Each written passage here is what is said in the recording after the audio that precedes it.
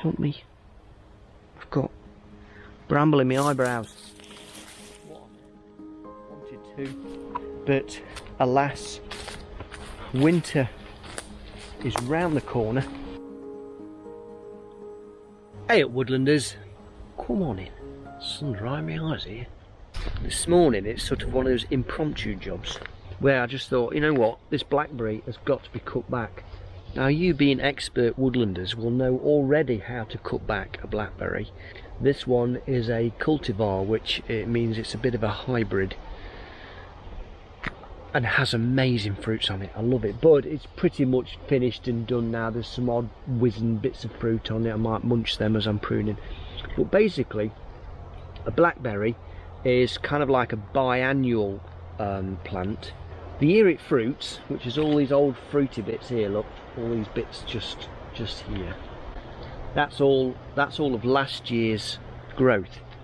And then while it's fruiting, what it does, it throws up new shoots, which is this one here, look. So this one hasn't got any flowering parts on it, and you need to keep that if you want it to flower next year.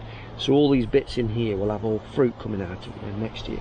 So these are the ones you need to tie in. It's just like early raspberries. So what my mission is today, or just for an hour, is to cut back all of the old stems with all the fruit on. So basically all I do is find where the fruiting stems are and just start snipping back, and you can usually work it out because all the wood is quite old and wizened, and I cut that right back to the base if I can. What you need to do then is, if you've got a framework or some sort of support system, tie in all the new shoots, not like this, that's all a little bit, got a bit buzzard up there.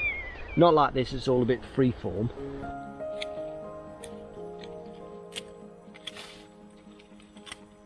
They're amazing plants, really. So easy to propagate.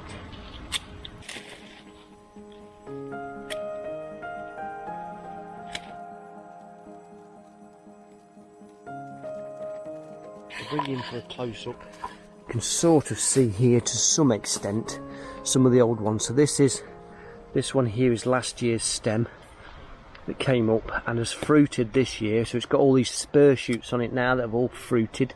And then this one is this year's brand new growth, so it's a lot different colour. You've got that light green colour, there's another fresh stem there, look, which is a light green colour, but then we've got an old stem here which is a dark green colour, and often they go brown. That is last year's stem, it's all died off, look, and then that's another couple of last year's stems.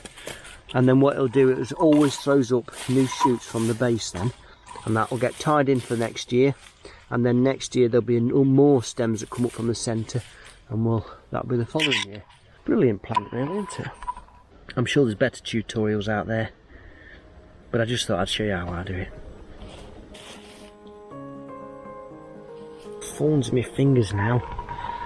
So that's basically it. We've got our main stem that runs up there, and then there's another little one that runs off that way as well. And then the other things you get with blackberries is down there, which is just that stem there, and there's a couple of others. There's a couple of others, there's one just down there. That's where these main stems have touched the ground and rooted again. So it's so easy to propagate, is allow it to do that. If you don't want it to do that, then you have to watch where it's touching the ground and then stop it from doing that. But these layers that it creates, then you can just dig them up, use the roots system, and you've got the genetics of the original parent plant. So if you like a particular blackberry, dead easy to propagate. Now I want it to grow that way instead of this way.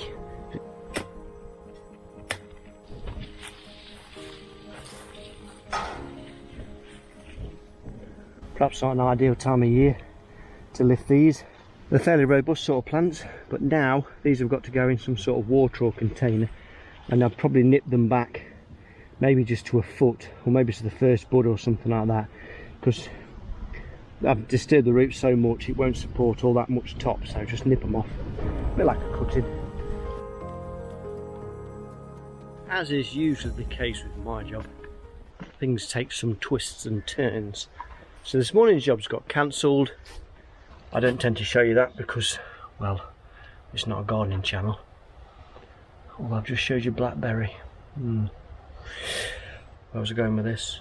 And so this morning things have all changed. I thought, what can I do this morning that will make me feel like I've accomplished something without kind of wasting the morning just doing odd bits. So I've still got the wildflower meadow, which is somewhere through there. I mean, it's not a meadow, it's more of a habitat strip really. I did sow it as a wildflower meadow. It has done okay over the years. I mean, that was like 9-10 years ago when I first did that, and it's done all right. I think we've got as good as I could expect, but I don't manage it as well as I should do. Ideally it should be cut every year around about autumn time, about now, September, October. And then people say you're supposed to rake off all the debris off at the top so it doesn't add nitrogen to the soil layers. I mean, I don't really do that either. It's just one of them, I just kind of do the best I can with the equipment and the time that I've got. I've not done this for about 3 years, so it's actually got quite a little bit of bramble and a lot of thatch on the bottom. So I am going to just knock it off with a flail. So that's the plan this morning. I've got 2 hours. I'm hoping to try and knock that off.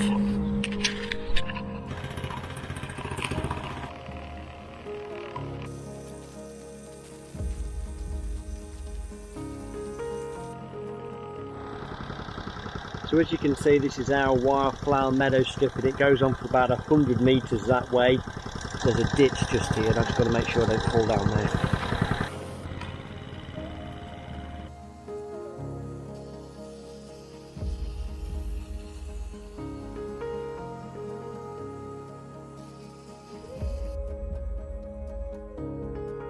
We've made it.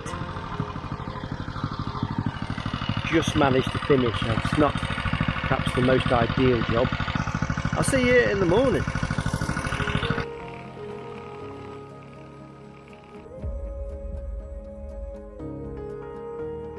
Good morning. It is pouring with rain today. Forecast is going to pour with rain all day, so it's maintenance day. We're using my two-wheeler yesterday. On this engine it's got a cam belt of all things. Often these little engines don't have cam belts. This has got a cam belt, and I do believe, in fact I'm fairly convinced, this hasn't had a belt change in its whole of its life. And now I think the machine's getting on for about 16, 17 years old. I've managed to get hold of a brand new belt from Kilworth Machinery over at Smisby, but I think I've got to take the flywheel off, and I'm really not looking forward to all of that. And then the other thing is, I noticed that the flails on the flail mower have had a fairly hard life on one side, so it's either rotate them or put some new flails on. Anyway, I managed to buy a dozen new flails, so I'm going to treat it to some brand new flails to replace some of the worst ones. Blown the budget completely and bought some brand new flails. Sometimes we've got some thick tussocky grass, it just kind of rips through it. Now flails do that anyway, but this is particularly ripped through, so I'm kind of hoping that the flails will do it. So that's today. If anything exciting happens, I'll bring you along.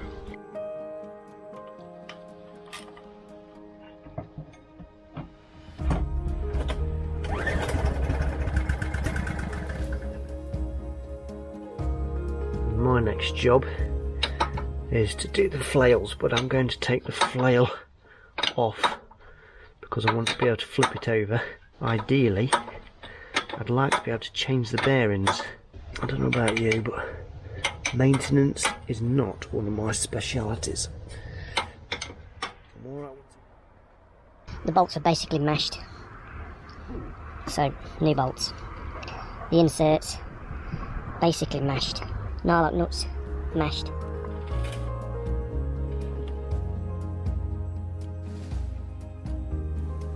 Look at him!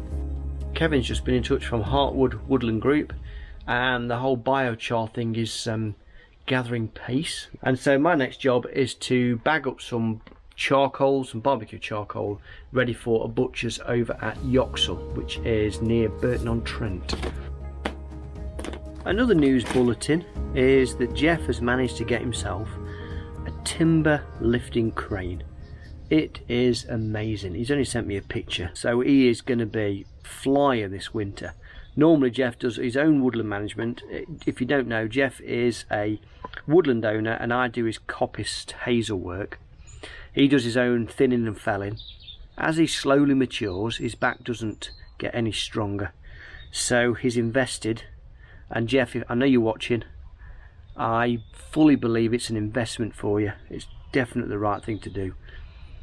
When I see that in action, I'll get some videos of that, because they are very impressive. Even if they are quite a small machine, they just make timber handling so much easier. Just let me show you this. I've just noticed this area here is where I used to do charcoal burns, and you get a lot of charcoal fines. So if I do this stuff here, look, it's sort of black. This is the charcoal fines, and I've just noticed that we've got a little baby larch, and then another little baby larch. Up until this point, I'd never had any success in growing larch from seed. I think because it's that biochar, it's helped them to germinate, which is really very interesting. As I'm gathering more information about biochar and its uses, imagine that biochar could one day replace peat in compost. Now that's, I think, a viable thing, that you will buy compost with biochar added. I know you can get it now, but I think it's going to be a thing in the future. Watch out. Remember where you heard it first. It was me. Imagine if we could have our own branded compost sacks with ayupwoodlanders biochar inside it. That'd be epic. My name splattered across a compost sack. Now you're talking. Anyway, stop dreaming and start doing, you fool.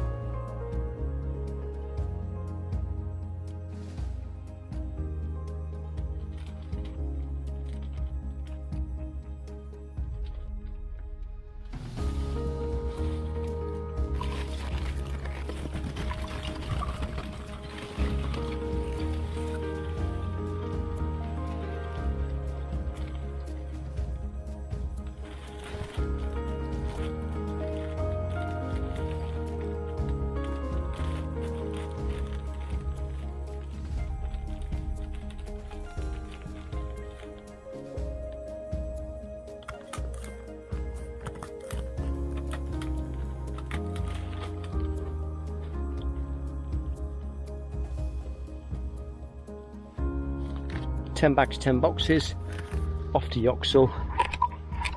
A stunning, beautiful day for a little bit of a road trip.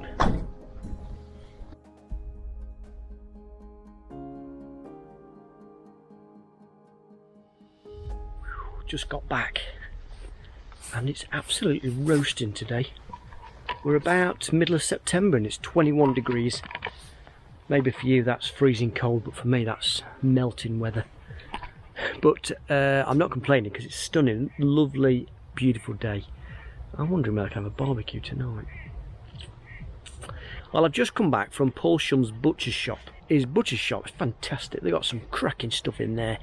I managed to succumb to some burgers, so I've got some steak burgers, some pork and apple burgers, and I've got some regular thin sausage. I'm not a big joint eater, but I do like a bit of good old-fashioned processed food. Probably not the best. However, if you're going to eat processed food, you may as well get it as fresh as you can from somebody who does it by hand. I've popped in a couple of hazels. I had them given to me the other day. They get self-set into a garden. That's Colin. Thank you, Colin. Anyway, if you're watching, Colin, hello. If you're not watching, well, that was wasted, really. Managed to get some coffee from a local coffee shop.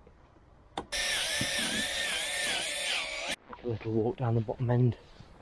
See what hazel we can cut. If you've not long joined the channel, then you might not have seen much in the way of cutting unless you've watched some of my previous vids. Cutting tends to happen in the winter time, and usually for me from about July onwards I try and catch up with all the jobs that I've been meaning to do all winter but never get a chance. So it's machine and mechanical and maintenance work and modifications and daft ideas I get and things like that. So that's where we're at. I've nowhere near completed what I wanted to, but alas, winter is round the corner and the coppice cut is, for me, imminent because of orders I'm getting. I try and keep it delayed as long as possible, but the hedge layers are pestering me for hedge laying stakes. So I'm going to start cutting some in our own woodland. We've got 5 acres mixed woodland with a little bit of established now in cycle coppice, hazel coppice that is. This is the first one I'm going to start cutting this year. This has been cut now. You can just about see in there, can't you? Some of the stems, hopefully. This has been cut now twice. So it had its maiden cut, that was 10 years ago. Then had its second cut after I think 5 or 6 years. So now I think we're on the verge of a 5-year rotation again. Now ideally I might leave these another year. I'm hoping to get some stakes out of this. We'll go deeper in, have a look what's going on deeper inside. There's not actually that many stools here. There might only be about 40 stools. I need 500 hedging stakes, and I don't honestly think I'm going to get 500 out of this. I might get out of this, that's a good question. I might get 100 possibly. But it gives you an idea of what in cycle coppice, now this is in cycle, looks like. It's not that big, but this is doing really well. And you can see the ground now. When I first cut this, it's just a thicket of bramble everywhere it is. Now look, just a few ferns growing and a bit of odd bits in the centre. And when it's cut, there'll be all loads of flowers again and more bramble. But all adds to the diversity. Ouch. Look, help me. I've got bramble in my eyebrows. You said to come this way. Because what I want to achieve, this is just for me personally, is I want to achieve a more of a 4 to 5 year rotation in my own woodland, so that I can get more weaving material. And then other woodlands that I tend to work in are better on a 6 or 7 year cycle, and that would be good for things like hedging stakes, charcoal and bean poles. Anyway, that's a little bit of a prequel for tomorrow when I start cutting